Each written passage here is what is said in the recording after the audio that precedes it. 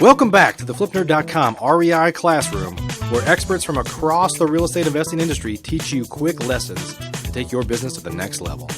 And now, let's meet today's expert host. Hey, good afternoon. My name is Tim Norris, and I'm the host today for the REI Classroom. I'm the president of a company called National Real Estate Insurance Group. We're based here in Kansas City, Missouri. I'm going to talk to you a little bit today about knowing your coverages, and not all coverages relative to your insurance needs for your investment properties are the same. This REI Classroom real estate lesson is sponsored by acebusinessfunding.com. One policy may be cheaper than another, and more often than not, that difference in cost is relative to a significant, sometimes, difference in coverages. We're going to talk a few minutes about different issues that are very, very relevant to that. One of them is what's known as your policy form. Just know the difference between the policy form, which are known as basic, broad, and special. The differences between those three are very simple once you understand them or know the verbiage that typically an insurance company or provider will use. Basic and broad insurance forms, which are relative to the property coverage that you have, are what are known as named peril forms. And what named peril means, unless that which causes the damage is one of the named perils specified in the policy, such as fire or wind, for two examples I should say, then that which causes the damage isn't covered. In other words, it has to be named to be covered. The other form, kind of the opposite end of that, is what is known as special form. And what special form means, not really the opposite, but it really means that unless that which causes the damage is excluded, it is covered. Special form is also known as all risk. Now, all risk doesn't mean everything's covered, because we all know the length of those insurance contracts is not very short. There are quite a few exclusions, but nonetheless, it is the most comprehensive form of insurance. Some of the exclusions that I mentioned can be bought back, such as earthquake coverage. Many times you can add earthquake as a rider to your policy if you want to buy it back, or flood insurance. And typically you have to buy flood insurance separately, but nonetheless, special form, unless that which causes the damage is excluded, it is covered. So those three basic, not to use the term basic again, but those three forms of property insurance really can create a significant difference in your cost.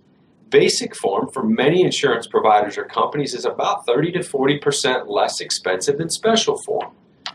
Two of the things that basic form does not pick up that many investors want to make sure is covered are theft and water damage. Doesn't mean you have to cover them, but know that that difference in premium takes away two of those many times considered important coverages. Now, depending on your appetite for risk, the ability to not carry those coverages, as I just indicated, can save you a significant amount of premium. If your attitude is you're not going to file a claim over $10,000, or God forbid the house burns to the ground, then maybe over your 20 investment properties, basic form is a way to go because of the significant premium savings it generates by carrying that, if you will, lower level of coverage. So the point is here, just know your differences between your property forms and understand them so you can make a cognizant decision about that premium dollar that you want to spend and that which you want to save. Another thing is probably overlooked periodically is your deductible. The deductible is inherently a form of self-insurance. The higher your deductible, typically the lower your costs. In other words, the difference in cost between a $1,000 deductible on the property insurance and a $5,000 deductible may be 10%. Well, 10% on one house may not be that big of a deal, and you may not be willing to take on that additional risk for that 10% savings. But if you have 40 investment properties, that 10% savings may generate quite a bit of true dollars and cents. And again, it may give you an ability, if you will, to carry that higher deductible, knowing that you're going to self-insure a little bit more, but take on that additional risk, and you're willing to do that. My attitude's always been self-insure as much as you can handle. In other words, if you can stomach, if you will, a $10,000 loss, then by all means, carry at least a $10,000 deductible. Rule of thumb that we've used, and I've used for many, many years, is take the minimum claim you'd ever file and double it. If you wouldn't file a $1,000 claim, then don't carry a $1,000 deductible. Carry at least a $2,000 or $2,500 deductible. One of the last points I'll cover, at least in the lesson today, is the difference between actual cash value and replacement cost. Actual cash value does not mean market value.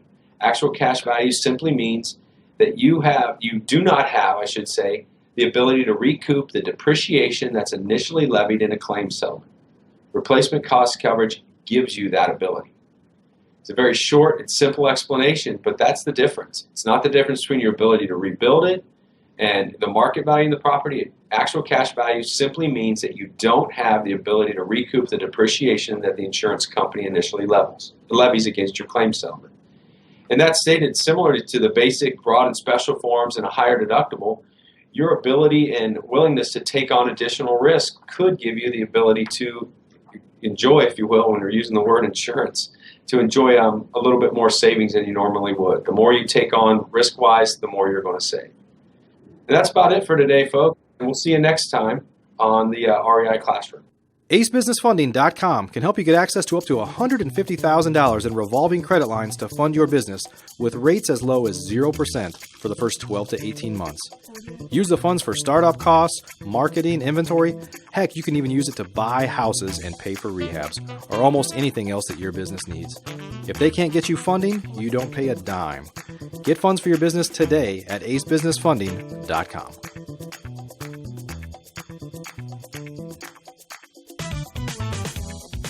Please note, the views and opinions expressed by the individuals in this program do not necessarily reflect those of FlipNerd.com or any of its partners, advertisers, or affiliates. Please consult professionals before making any investment or tax decisions, as real estate investing can be risky. Are you a member yet of FlipNerd.com, the hottest real estate investing social community online? If not, you can join for free in less than 30 seconds and get access to hundreds of off-market deals, vendors in your market to help you in your business. And you can start networking with thousands of other investors just like you. Get your free account now at FlipNerd.com. Please check out the FlipNerd family of real estate investing shows, where we host 4 great ongoing shows at FlipNerd.com/shows, or simply search for FlipNerd in the iTunes Store.